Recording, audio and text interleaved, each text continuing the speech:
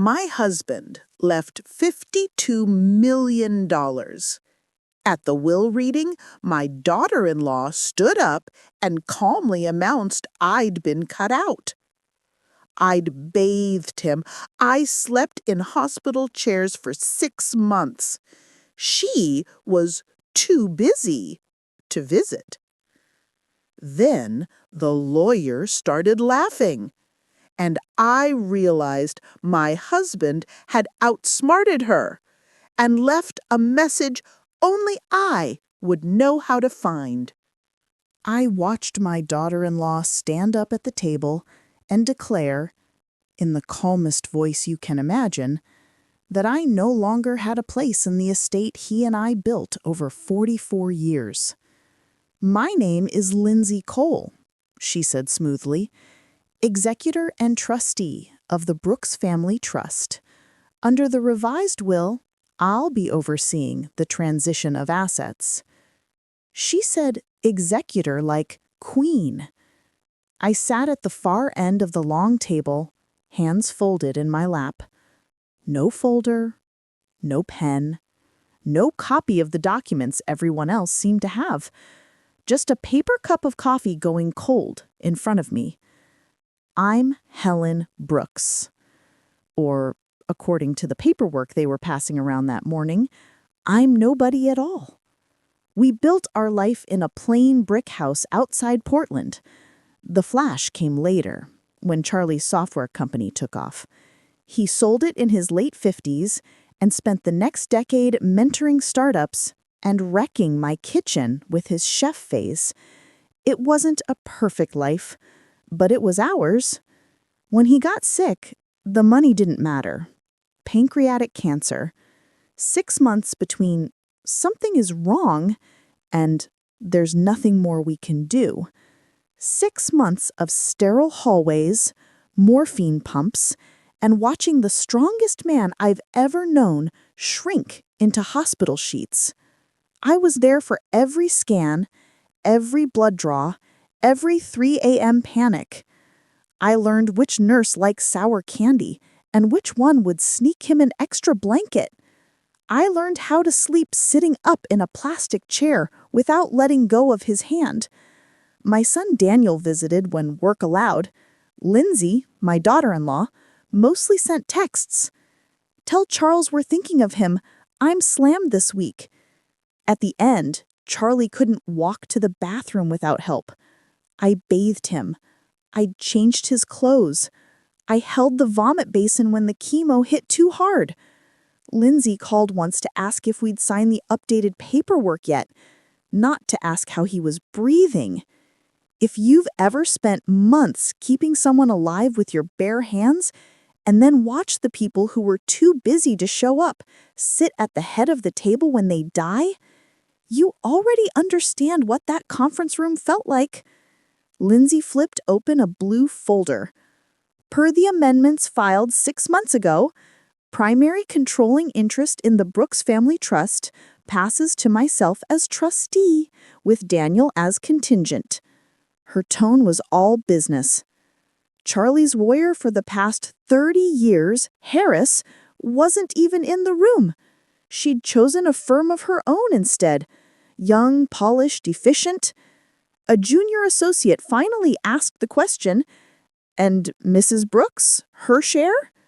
Lindsay barely looked up. "There are no remaining distributions allocated to her under the current filing." Just like that. 44 years of marriage, gone with one sentence. I felt the blood rush in my ears. My fingers went numb around the coffee cup. Not Daniel, not Lindsay, not a single one of those suits looked at me. They kept talking as if the chair at the end of the table was empty. I didn't make a scene. I didn't cry. I didn't beg. I sat there and felt something scarier than anger. I felt myself disappearing. I was legally alive, but on paper, I'd just died with my husband. I didn't know it yet, but Charlie had already left me a way back into the story. After the meeting, I drove home on autopilot. Our brick house waited on the hill like it had every day for decades. Same cracked driveway, same maple trees Charlie planted when Daniel was born. Inside, nothing had moved, and somehow everything had. His cane still leaned by the door. His slippers were still under the bed. The mug he used for tea sat in the sink with a ring of brown at the bottom, like he might walk in and rinse it any minute. But the air felt wrong, colder, like someone had gone room to room and erased my name in pencil.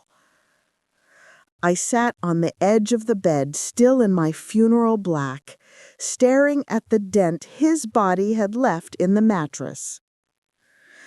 "Don't worry, Hal," he'd told me 2 months earlier over simple chicken soup at the kitchen table. "If I go first, you'll be steering this ship. I'll just be the ghost in the rigging shouting bad advice." I believed him.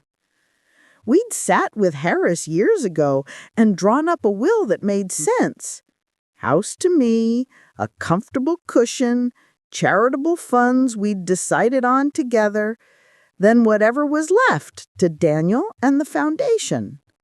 Simple. Fair. Us. Now Lindsay was claiming that in the fog of chemo and pain, he'd changed his mind and turned his life's work into her personal fiefdom. If you've ever had someone tell you a story about your own life that doesn't feel true and then gaslight you into doubting yourself, you know that itchy, crawling feeling I had in my skin that night. I didn't sleep. I wandered the house in the dark instead. Around 2 a.m, my feet took me to Charlie's study. We called it a study. Really, it was a nest of books, old laptops, half-finished projects. I flipped on the lamp. The desk drawer squeaked when I pulled it open. He always said he'd oil it next week. I always told him I liked it. That squeak meant he was home. Inside, receipts, pens, a photo of Daniel missing his 2 front teeth, a watch that no longer ticked. And at the back, something new. A cheap, spiral-bound black notebook with my name written on the first page. In case Helen ever has to finish the story. My throat closed. I sank into his chair, still molded to his shoulders, and opened it. The first few pages were mundane. Medication lists, nurse names, notes like, "Ask Helen to bring real coffee. Hospital stuff tastes like regret." Then, halfway through, a sentence underlined 3 times. "Lindsay says the will needs to be modernized." And my eyes scanned his uneven handwriting. She keeps talking about protecting the legacy and streamlining governance. It sounds smart, but my gut is noisy. She wants control of the trust now. Says leaving things in Hell's hands will confuse the structure. He'd written my name the way he always did. Hell. No second L. Asked Harris for a second opinion. He looked concerned. Lindsay rescheduled the appointment. Says I'm overthinking. Chemo brain, maybe? The next page. She brought forms. Lots. New witnesses, I don't know. Says it's easier if she handles it. Another. Too tired to argue today. I'll revisit. Don't want to stress Hell yet. And then, at the very bottom of a page dated about a month before he died, written in shaky letters that slanted downward, "If you're reading this, Hell, trust your gut." 3 little words in a dying man's handwriting. Trust your gut. If you've ever found proof you were right all along about something awful, you know that terrible mix of nausea and relief. I hadn't trusted my gut at that conference table. I'd sat there and let them talk around me. Charlie, even doped up on painkillers, had sensed what I didn't. I pressed my palm flat over those 3 words like I could touch his courage through the paper. If my gut was finally invited to the conversation, it was screaming. Something was wrong, very wrong. And whatever Lindsay thought she'd done in clean PDF files and quiet weekend signings, Charlie had just handed me a flashlight and pointed toward the dark. The next morning, I called a number I hadn't dialed in years. "Harrison Cole Law," a young voice answered. "This is Teresa." "Is Mr. Harris available?" I asked. "May I say who's calling?" "This is Helen Brooks." A pause. Softer voice. "Mrs. Brooks? I'm so sorry. Let me see if he's free." A minute later, the same warm baritone that had walked us through mortgages and wills and boring paperwork for 3 decades. "Helen?" he asked. "I need to see you," I said. "Today, if possible." "Come by at 3, he said. "We'll make it work." His office is above a bakery that smells like sugar and coffee, nothing like the glass box where Lindsay holds court. Harris looked older, of course he did, but his eyes were the same, kind, steady, a little tired. I slid Charlie's notebook across the desk, open to the underlined page. He read silently, lips tightening. Then I handed him a printed copy of the amended will Lindsay's assistant had emailed me. He double-glassed himself, one pair on top of the other, and read. The silence stretched. Finally, he exhaled. "Helen," he said, "this is not the will Charles and I last signed together." My pulse pounded. "What do you mean?" He stood, went to his metal filing cabinet, and pulled out a red folder. "We're not supposed to keep originals of everything," he said, "but Charles, being Charles, asked me to hold on to one full set, in case I do something stupid," he joked. He opened the folder. There it was. The will I remembered. House to me, specific bequests, talk of charitable funds we'd agreed on together, phrases like, "To my beloved wife, Helen Brooks, I leave." In the version Lindsay presented, those lines were gone, replaced with airy language about trustee discretion and philanthropic governance. Side by side, the differences were glaring. "Harris," I whispered, "could she just change it like this?" "No," he said simply.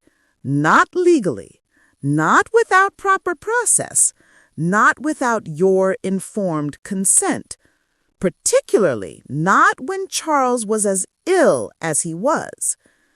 He sat back down. He said, "I suspect," he said carefully, "that someone used our last signed version as a template, made adjustments, and then pushed it through another channel, possibly under less than honest circumstances." Less than honest. We both knew the words he was avoiding. Undue influence, maybe worse. Undue influence is a fancy legal way of saying somebody took advantage of someone vulnerable to get what they wanted. He looked me in the eye. "If you want to fight this, Helen, we can," he said. "But it won't be simple. It will be tiring, and it will mean standing in rooms where people would very much like you to sit quietly at the far end again. My gut spoke before my fear did.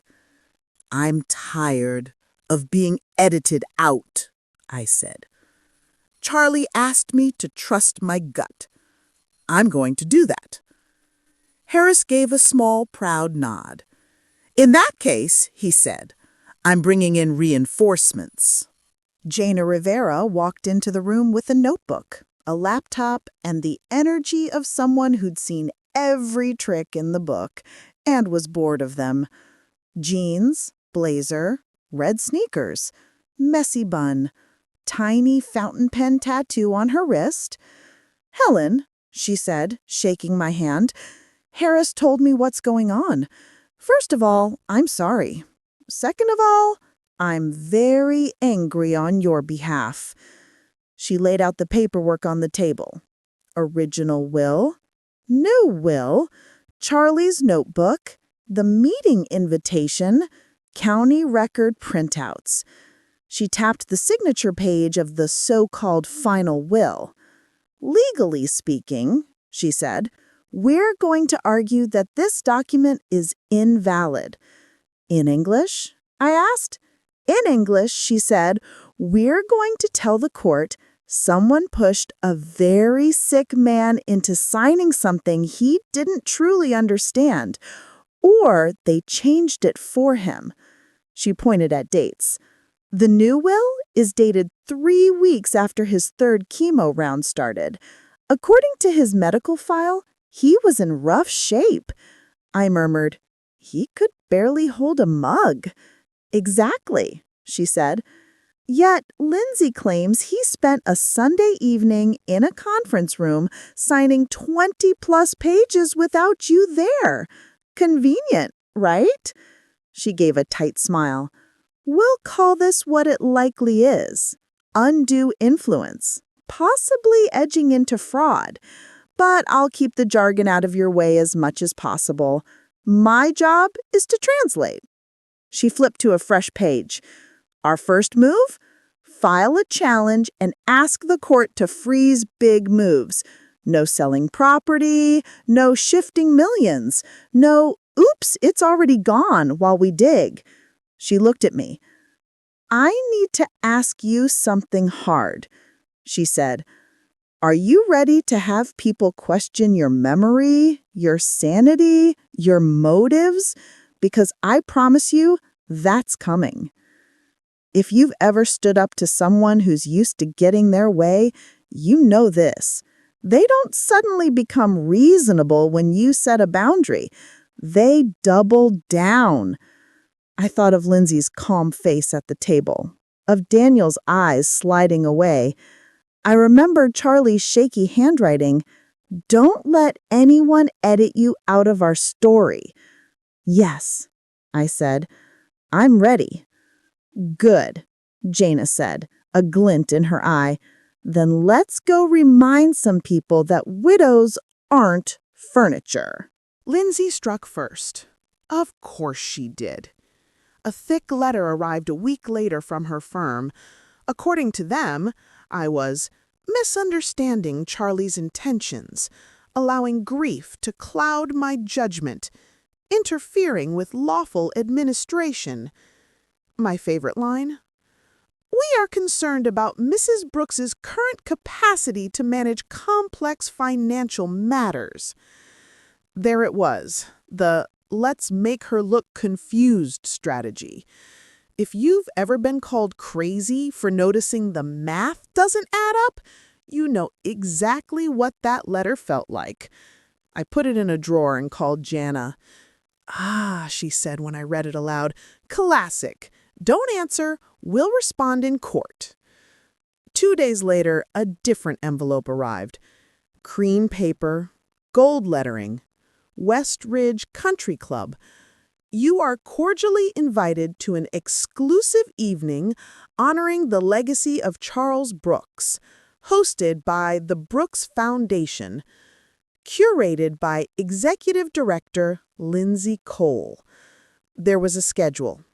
Cocktails, slideshow, silent auction for items from Charles's personal collection. Dress code, elegant cocktail. No personal note. No, "We'd love you to be there, Mom." I forwarded a picture to Jana. She's rebranding herself as the grieving steward of his legacy. Optics. If people see her as the inheritor of his vision, it'll be harder for them to believe she manipulated him. "I want to go," I said. "Then go," Jana replied. "You helped build that foundation. You're not crashing a party. You're walking into your own house." The country club glowed with chandeliers and polished wood. On the walls, photos of Charlie at ribbon cuttings, with mayors, shaking hands with people whose names I never remembered. Not a single photo of him on the couch in sweatpants, watching reruns with Lily. Not one of him in our muddy backyard showing Daniel how to plant a tree. Lindsay floated through the room in a black dress, perfectly composed. "Isn't it beautiful?" someone whispered near me. "She's doing so much to keep his legacy alive." The phrase, "keep his legacy alive," landed like a stone in my stomach. On a display table near the bar, I saw a first edition of To Kill a Mockingbird. A little card read, "From Charles's personal library." I picked it up. Inside, in faded ink, I saw my own handwriting. "To my Atticus, love H, 50th birthday." My name wasn't on the display. That's when it really clicked. She wasn't just moving numbers, she was slowly erasing me from every part of his story. A man approached. Greg, one of Charles's oldest business partners. "Helen," he said warmly, "good to see you. I assume you've been working closely with the trust. How is it stepping into the driver's seat?" I blinked. "I'm not," I said. "Lindsay is." He frowned. "That's odd," he said. "Charlie told me over lunch last year you'd always be co-captain. Said, if I try to sideline Helen, she'll haunt me." That sounded like my husband. "If you ever need me to say that somewhere official," he murmured, "call me." I slipped his card into my bag. As I left, Lindsay took the stage to speak. "Charles believed in streamlining," she said, smiling at the crowd. "He knew emotion can't run a foundation. Structure can." I stood in the back, hand on the door. "Trust your gut," Charlie had written. My gut was done watching from the hallway. The person who cracked everything open was 12. Her name's Lily, Daniel and Lindsay's daughter, my granddaughter. She showed up on my doorstep one gray Saturday with a backpack and eyes that looked too old for her face. "Dad dropped me off," she said. "They have meetings." I made hot chocolate. She barely touched it. "Grandma," she asked finally, "can I ask you something weird?" "Unless it's weirder than the time your grandpa tried to teach the dog to fetch the newspaper and he came back with the neighbor's underwear, you're safe," I said. She snorted despite herself. Then the smile faded. Did Grandpa really want Mom to be in charge of everything? Like, everything? "What makes you ask that?" I said carefully. She twisted the handle of the mug. "They keep saying it, Mom and Dad, that this is what Grandpa wanted. That you're just confused. That old people get weird about money." Old people get weird about money. There it was again. "Who said that?" I asked, though I already knew. "Mom," she said, "on the phone to someone from the foundation." She looked at her backpack. "I did something. I don't know if it's bad." She unzipped the front pocket and pulled out a tiny silver flash drive. I started recording stuff on my tablet. When they were in the kitchen and the office, it didn't sound right, Grandma. It didn't sound like Grandpa. So I made files, in case you needed proof. If you've ever realized a child has been quietly carrying the truth because every adult around them was too scared to, you know that specific kind of heartbreak. You are not in trouble, I said, taking her hand. You were very brave, and your gut, you can always trust it with me. We plugged the drive into my old laptop at the dining table. A list of audio files appeared, labeled with dates and rooms. I clicked Kitchen Tuesday. Lindsay's voice filled the room. If we don't consolidate now, she'll drag this out forever. This is why we had him sign while he still could. Charles was too sentimental. Helen will give half of it to stray cats and failing bookstores. Daniel's voice, quieter. She's my mom, Lynn. She's an obstacle, Lindsay snapped. I'm protecting what your father built. Do you want it falling apart because your mother gets emotional every time she sees his name on a piece of paper? I clicked another. We filed the new version, Lindsay said. Harris can huff and puff, but the court's already accepted it. By the time she realizes what happened, it'll be too late. And another. Worst case, Lindsay said, she contests. We frame it as confusion. Early cognitive decline, maybe. Judges are sympathetic, but they're practical.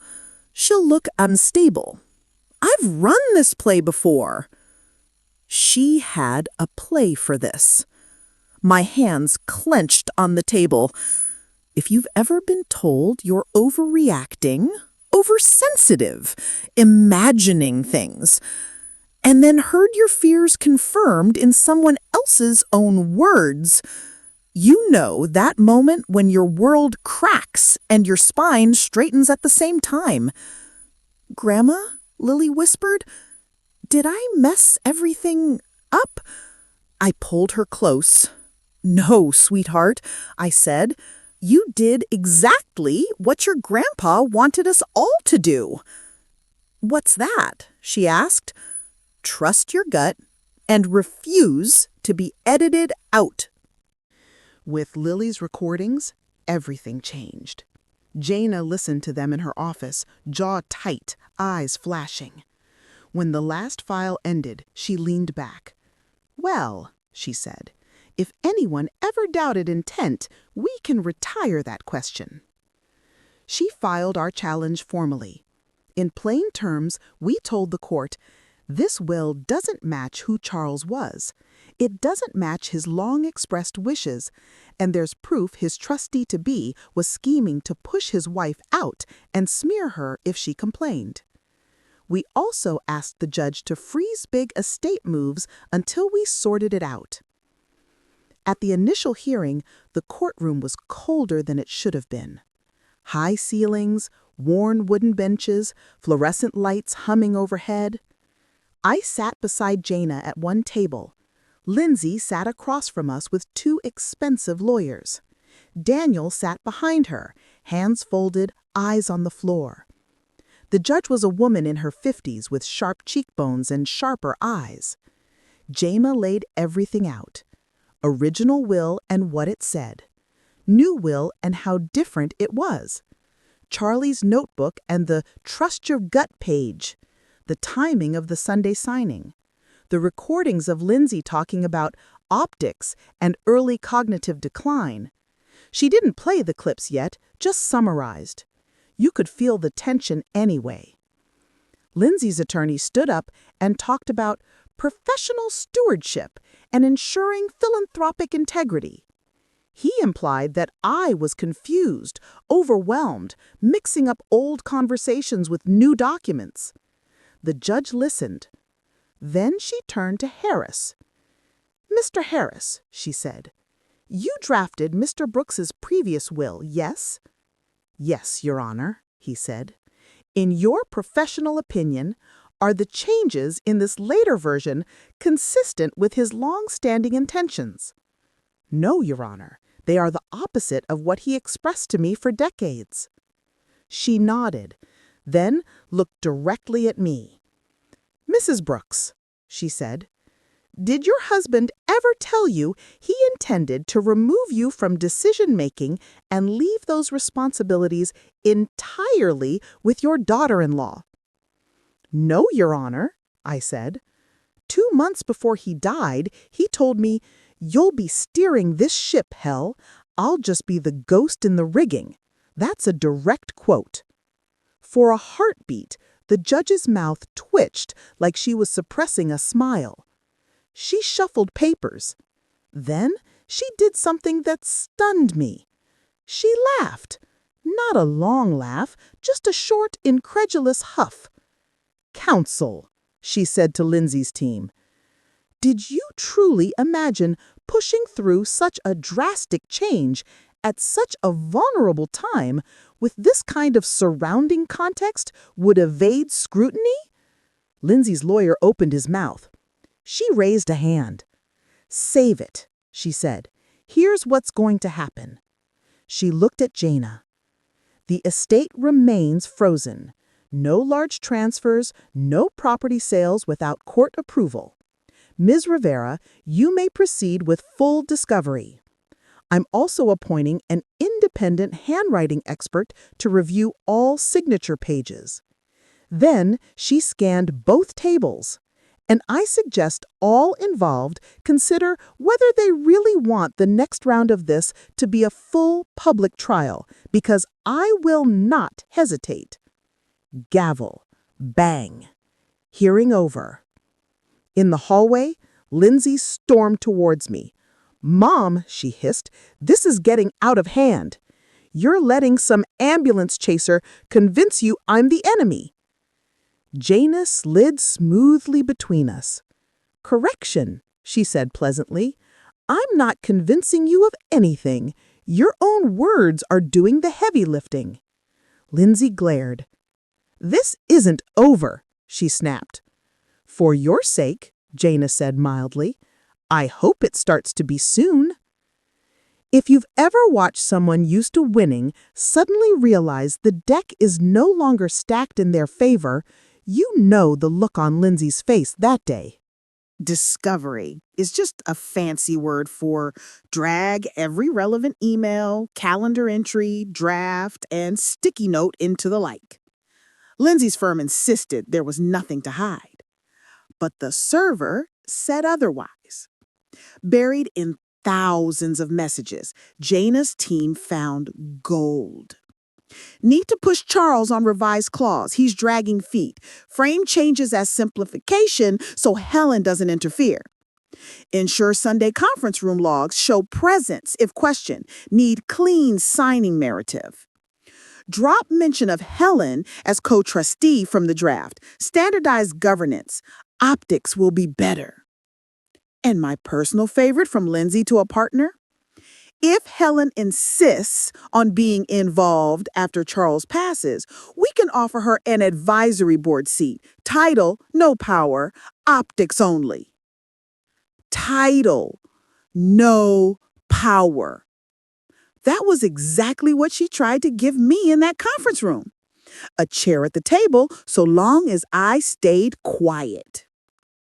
The independent handwriting expert compared Charlie's signature on hospital forms, driver's license renewals, and earlier documents to the one on the Sunday will. He didn't like what he saw. Under oath, he said words like inconsistent line quality, possible guided hand or trace. Highly unlikely he signed this in a single fluid motion in his condition. In plain language, either someone helped him sign in a way that should have been disclosed, or someone copied his name. The two witnesses on that signature page, one had already been reprimanded in another state for notarizing signatures outside the signer's presence. You see the pattern. piece by piece, the narrative Lindsay had built started crumbling. She'd spent months trying to edit me out. Now, the edits themselves were evidence. We thought we knew everything. Then I remembered the safe deposit box. Charlie and I had opened it when Daniel was little. We kept passports there, small heirlooms, a few documents for a rainy day. Grief makes you forget practical things. On a random Tuesday, I walked into the bank and asked to see the box. In the little private room, the attendant set it on the table and left me alone. Inside, among old jewelry and birth certificates, was a white envelope with my name on it. Hell, open if I'm gone and things feel wrong. I sat down hard. My hand shook as I slid it open. Hell, if you're reading this, either I'm dead and everything is fine and you're being nosy, in which case put this back and go yell at the TV for me, or I'm dead and something feels wrong, in which case keep reading. Typical Charlie, joking even from the grave. Lindsay is brilliant. That's always been true. Lately, her brilliance feels sharpened. She keeps talking about protecting the legacy and streamlining governance. You know I love a good spreadsheet, but my gut keeps nagging. You have the better gut between us. If yours starts yelling, I want you to have backup. He went on. I met with Harris and another lawyer, separate from Lindsay. We set up an irrevocable spousal trust in your name 2 years ago. It's not the whole pie, but it's enough that you never have to worry about bills, roof, or groceries, no matter what anyone pulls with the big numbers. The documents are with Harris in a red folder labeled Plan B. Do not touch without Helen. I closed my eyes. We had seen a red folder. We just hadn't opened the second one. He didn't tell you, he wrote, because you would have insisted we give more away. Your heart is too big for your own good. If things feel wrong, show this to Harris and whoever is helping you.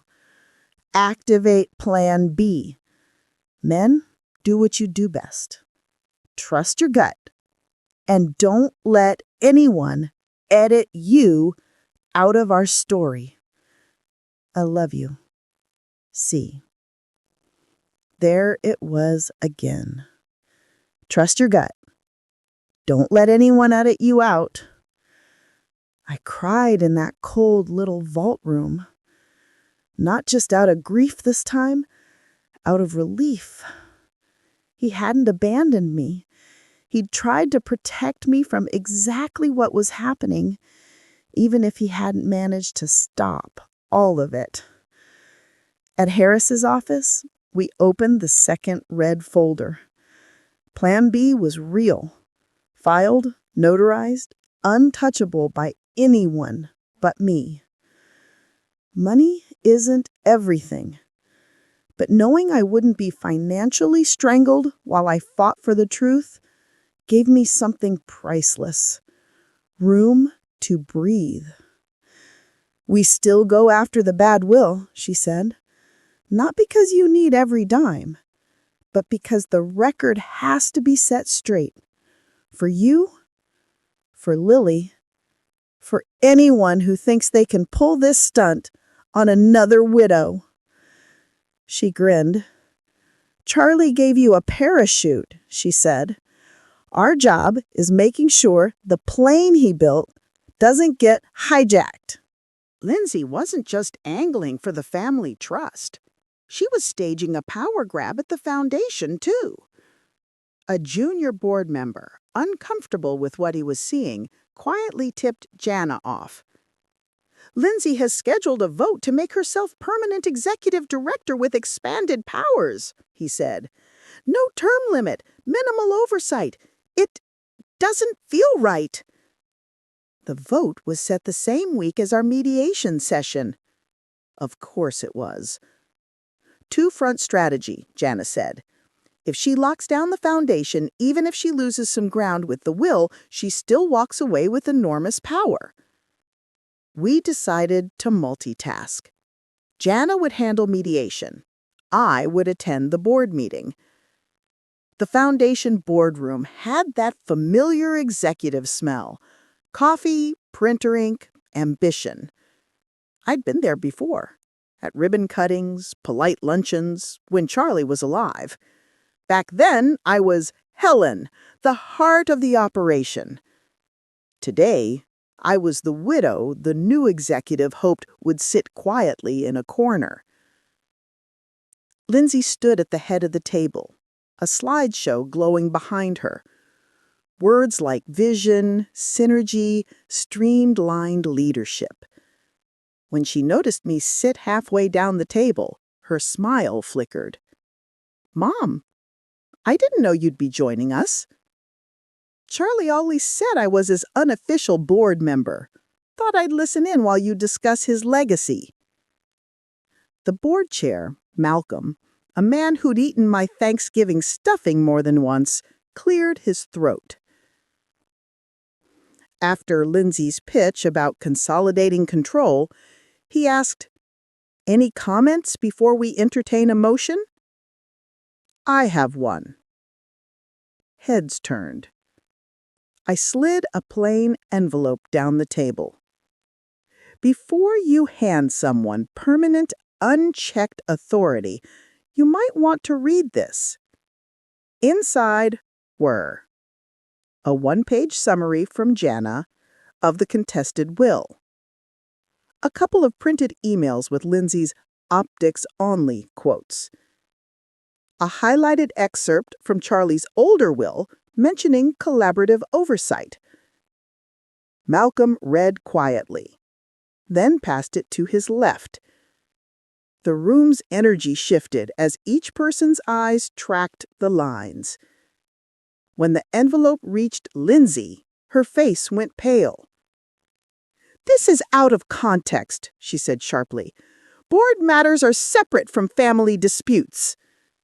"No, Lindsay. They're entangled whether we like it or not. Integrity doesn't compartmentalize. If you're willing to sideline Charles's wife, why should we trust you not to sideline us?" He looked at me. "Did Charles ever tell you he wanted a single person holding the reins here?" he asked. "No," he said. "He believed in teams. He said, if everyone in the room agrees with me, I've invited the wrong people." Malcolm smiled faintly. "That sounds like him." He turned back to the table. "In light of this," he said, "I move that we postpone any vote on expanding executive authority and initiate an independent ethics review." Hands went up around the table, including Daniel's. Lindsay stared at him like he'd betrayed state secrets. He stared at the table. As the meeting broke up, he tried to catch my eye. "Mom." "Not here," I said. "Not yet." I walked out feeling something I hadn't felt in months. Steady. I wasn't begging for a seat anymore. I was taking back the one that had always been mine. While I faced the board, Jana faced the lawyers. Mediation is supposed to be the calm room, the place you compromise before dragging everything through a public trial. When I joined them halfway through, the air in that conference room buzzed. The mediator, a silver-haired woman with the patience of a saint, summarized. Evidence of manipulation. Suspicious signatures. Plan B, trust. Recordings. Emails. "Ms. Cole," she said to Lindsay, Continuing to fight this in open court could be unwise. There is room for an agreement that honors Charles's intentions without further damage to your reputation. Lindsay's lawyer whispered in her ear. Lindsay squared her shoulders. She said, I acted within the law. Charles wanted his legacy protected from emotional decisions. Jaina opened a folder. I'd like one more thing in the room before we talk settlement, she said. She read a portion of Charlie's vault letter aloud, the part where he described Lindsay's behavior and his decision to create Plan B. Lindsay's lawyer objected, blustering about hearsay. The letter is not being used as a legal instrument, Jaina said coolly. It's context, and if we proceed to a full hearing, we'll happily authenticate it with bank and attorney testimony. The mediator listened, then leaned forward. She said, Here is my suggestion. We revert to the pre-amendment will as the baseline. Mrs. Brooks returns to her role in the trust. Ms. Cole relinquishes sole trustee status. Future beneficiaries are clarified. Everyone signs mutual non-disparagement, and we keep this out of the headlines. No one here wants a spectacle, especially not for the sake of Mr. Brooks's memory. She looked at me. Mrs. Brooks, does that align with what you are seeking? She asked. I thought of Lily's tapes and Charlie's notebook and their talk about my grocery money. It's close, I said, but I don't want Lindsay in any position where she can quietly redo this in 5 years. If she has a role at the foundation, it should be earned over time and overseen, not automatic. Not permanent. The mediator considered. She said, That seems reasonable, given the circumstances. Lindsay's lawyer muttered about reputations, about witch hunts. Lindsay stared at me. She demanded, What do you want from me? An apology? I held her gaze. For starters, I said, to me, to Lily, and to the truth. She laughed once, bitter. You are unbelievable, she whispered. No, I said softly. What you did was unbelievable. This is called consequences. In the end, she took the deal. Maybe she thought she still looked like the martyr. Maybe she simply realized that the longer this dragged on, the more people would see her emails every time they Googled her name. The amendments were voided. The original will, with some updates reflecting Plan B, was reinstated. The court noted serious concerns about undue influence without slapping a formal fraud label on it. Lindsay stepped down as trustee. I stepped back into my rightful place. Not as a queen, not as a victim. As a co-author of the life Charlie and I built. People always ask about Daniel. Did he choose me or his wife? Did he grovel? Did I forgive him? Real life is messier than movies. He showed up a week after mediation with dark circles under his eyes. No Lindsay, just my boy, taller than me and suddenly looking like he was 50 instead of 42. He hovered on the porch. "Hi, Mom," he said. "Can I come in?" I let him. We sat at the same kitchen table where I'd once cut the crusts off his peanut butter sandwiches. "So," he said, staring at his hands, "I listened to the recordings. Lily had insisted he hear them. Good for her. I didn't know she said those things," he went on. "I mean, I knew there were conversations about protecting the legacy, but I didn't know she was planning around you like that." "I knew enough to know it felt wrong," I said quietly. "You just didn't want to fight about it." He flinched. "Yeah," he said hoarsely. "That's the truth." Silence settled between us. "I picked the easy road," he admitted after a while. "Told myself I was staying out of the money stuff to keep the peace. Really, I was just scared. Scared of conflict, scared of losing her, scared of everything." He looked up. "I don't know how to fix this," he whispered. "You can't fix it with one coffee and I'm sorry," I said. "Trust is not a light switch. When you let someone else edit your mother out of her own life, it dims. A lot." He nodded, eyes wet. "What do I do?" he asked. "You start with being a better father to Lily. You listen when she says something feels wrong. You stop letting anyone talk about her grandmother like she's crazy when they're just afraid of her seeing the truth." "And you?" he asked, voice small. "Do I get another chance with you?" I thought of him carrying boxes when we moved into this house, of him sitting beside Charlie's hospital bed, holding his father's hand and trying not to cry. "I'm not cutting you out of my life, Daniel, but I am changing the terms. You're my son, not my advisor. I'll see you as often as it's healthy. I'll love you, but I won't pretend this didn't happen." He nodded, tears running freely now. "Grandpa would be proud of you," he said as he stood to leave.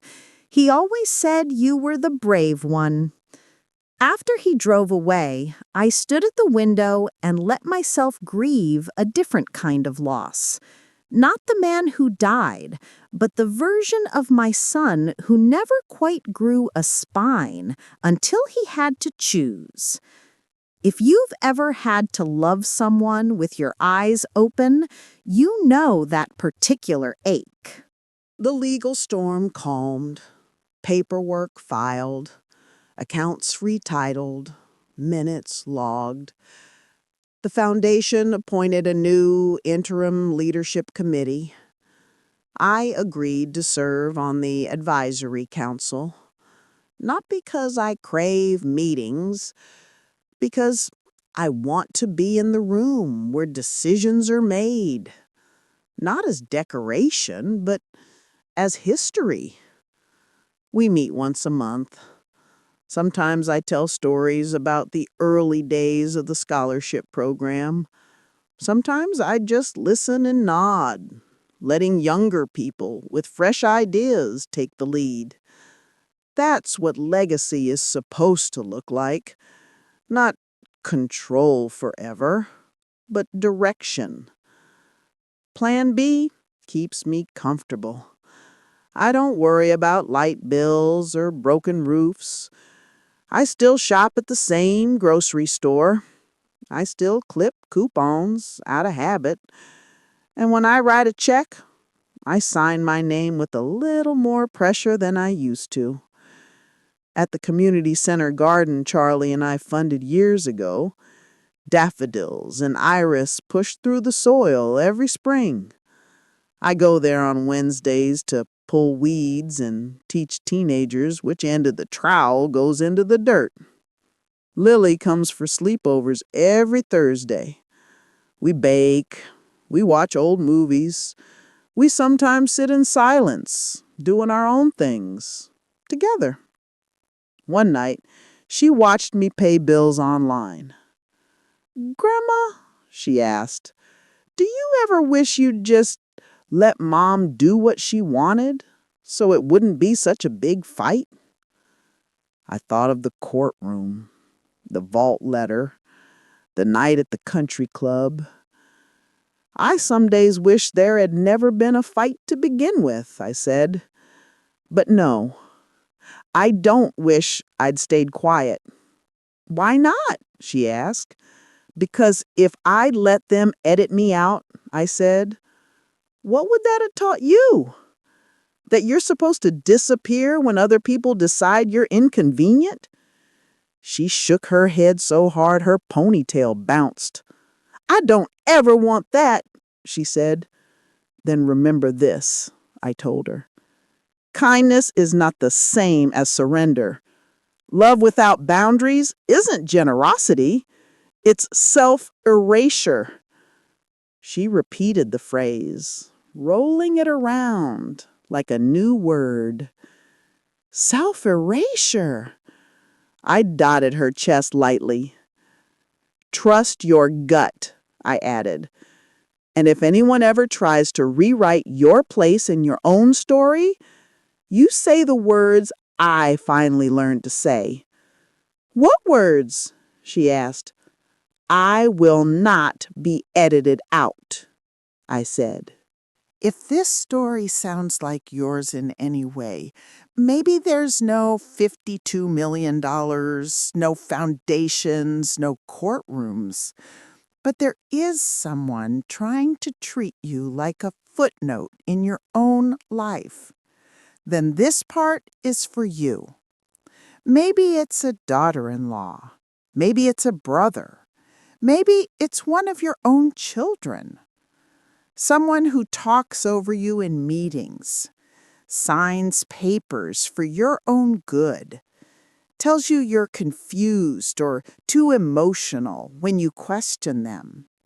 Someone who thinks your age, your quiet, or your grief makes you easy to move like furniture. Here's what I learned the hard way. You are not a line item. You are not optics. You are not grocery money. You are the person who lived the story they're trying to reorganize. Your voice matters, even if it shakes. Your memory matters, even if others call it inconvenient. Your gut matters, especially when people tell you it doesn't. Charlie didn't protect me perfectly. He made mistakes.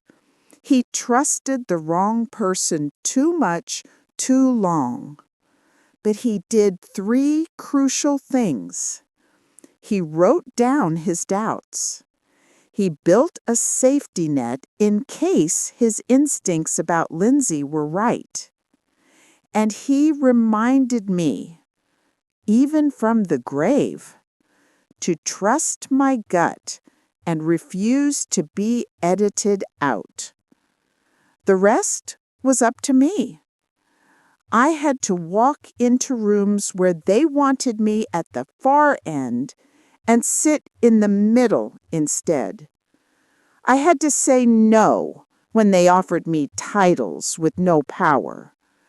I had to look my own child in the eye and love him without letting him excuse what he'd allowed. I had to choose myself. You don't need a fortune to do the same. You don't need lawyers and judges and red folders. Sometimes reclaiming your place looks like saying, I remember it differently, and refusing to back down. Putting your name back on the deed, the account, the decision. Telling someone, I'm not crazy, I'm right. You may not win every legal battle, but the moment you decide, I will not be edited out, something fundamental shifts. You stop begging for a seat and start owning your chair. You stop accepting a role in someone else's script and pick up the pen yourself.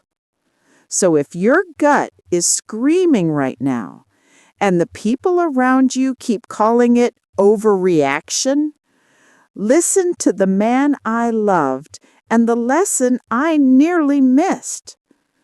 Trust your gut. Don't let anyone edit you out of your own story.